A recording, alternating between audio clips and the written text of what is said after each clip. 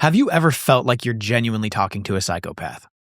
Probably a lot of I don't know if how to differ. I don't know the textbook difference between psychopath, sociopath, but probably a lot of them. The people that are okay with stealing a car and don't care about how it impacts the mom, I would probably say that's sociopathic behavior. People that are okay with selling. Or man, we talked to this guy.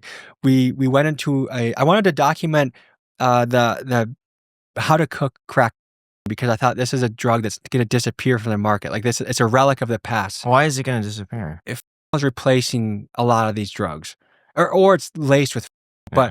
but I wanted to be in a trap, a stove on the like just like a Young Jeezy song. I wanted to just see it for myself. And as we're interviewing this guy, there's a funny clip where we're in Boston doing this, and me and the camera guys are all me, Keegan and Miguel are like this interviewing him as the fumes of crack are coming through the room. And me and Keegan at one point look at each other because I'm like, I think I feel a little different. So we look at each other and we're like, yeah, we both feel a little different right now. And as he's cooking up, Miguel's like, we should ask him like, do you ever have a customer that didn't make it after you made a sale to them? So I asked him that. And he's like, yeah, there's this one lady who I sold it to. She wanted more. I sold it to again. And I knew if she asked again that would probably be the final dose. And I sold it to her and she did it.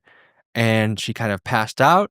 I walked out of the house and sure enough, the junkies that came to buy from me later that were friends with her told me, yeah, she didn't make it. And something that I kind of moved on to the next question pretty quickly. But then in the car ride, I'm like, whoa, whoa, whoa. Did he just say what I thought he said? Like he just casually basically admitted as a sex accessory to a M word, as we can say on YouTube. And it made me realize this, like there is an element of on this journey of being a little bit desensitized because, and how I compare it to is a surgeon in the ER room. When one of us sees a strap wound on somebody, we're going to be freaking out, panicking. How do we save this person? But an ER doctor is like, pass the sutures, pass the gauze, and it's just business as usual. And we've seen enough crazy stuff in this time that someone confessing to doing that is like, oh, next question. And I had to check in within myself, like that was a pretty major thing he said. Sometimes it's just being able to take a pause in the moment to dive, because that's a pretty crazy thing to say. And for me not to dive deeper into it or follow up on that was like, damn, what is wrong with me? Have I seen too much wild stuff in the last few years to just like that I move on to the next question? Have you ever seen, even of the most sociopathic criminals, draw an ethical line that surprised you?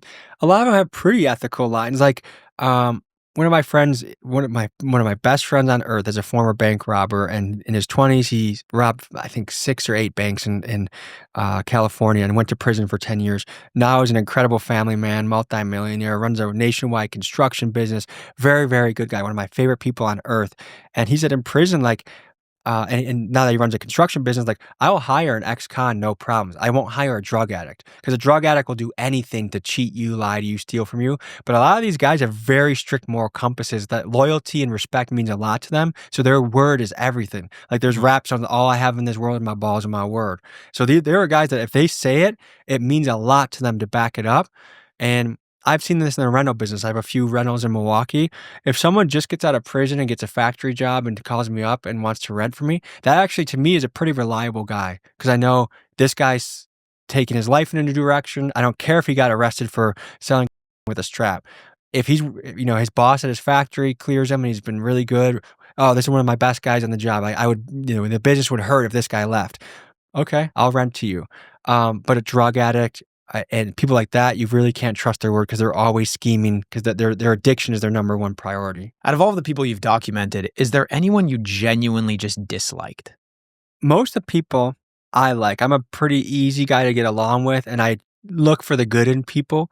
And there's like a little bit of a naivety towards me where I'm willing to see your good side, even though I know you do a bunch of other things that are bad. But totally dislike. It is hard to respect anyone that does something that involves women and children. Like if you steal from a mom, you're a PDF file.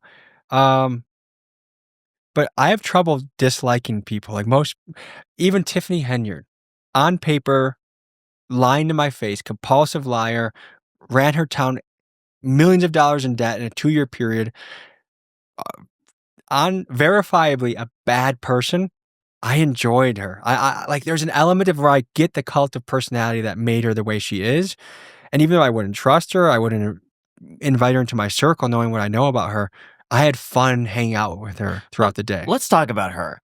She is known as the most corrupt mayor in the United States. Shout out Tiffany, by the way. Who is she? How do people catch on to her? What is she doing? Because she basically took this small town, the South Chicago village of Dalton, Illinois, and turned it into like a third world dictatorship where, she was getting escorted out of Tahoes that she paid $50,000 over asking for. She got a fleet of 6 of them.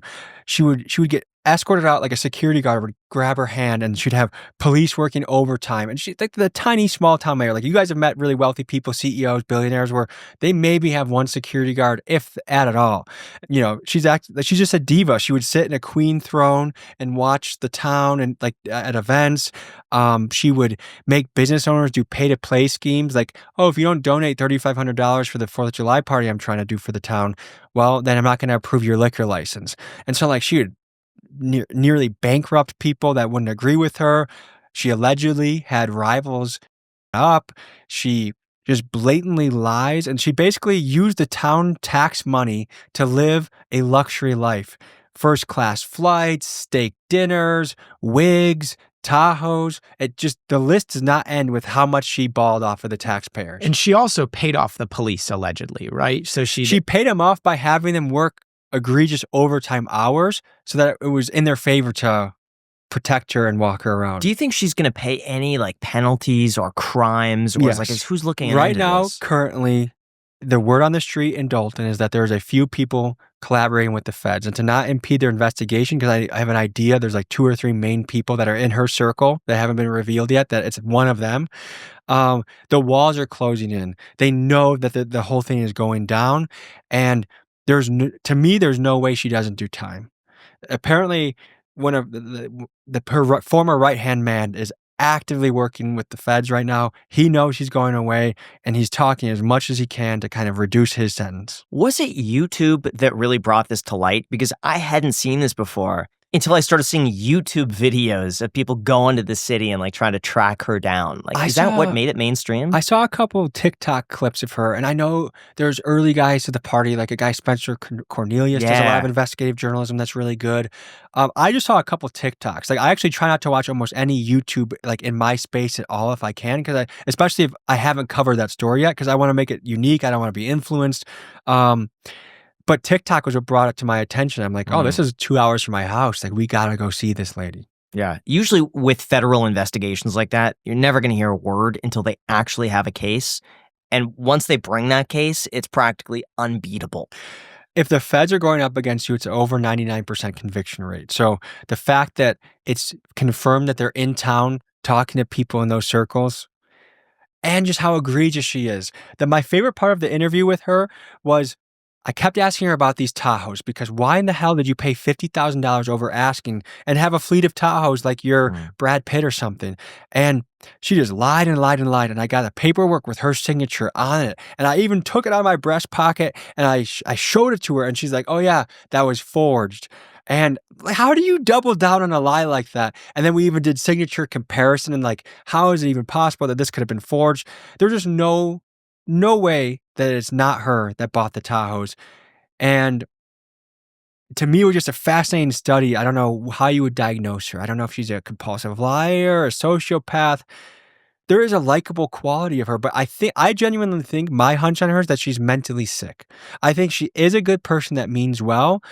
In some ways, like, she genuinely has a love for some people in her community. Like, she wants to be the one that brings resources. Hey, you need a new sidewalk. Hey, you need food from the food pantry. I'm going to bring this to you. I want to show how much I love my city. She wants to be the source of it all. And anyone that would help outside of that, she would cut down or put licensing restrictions or permit restrictions in front of her.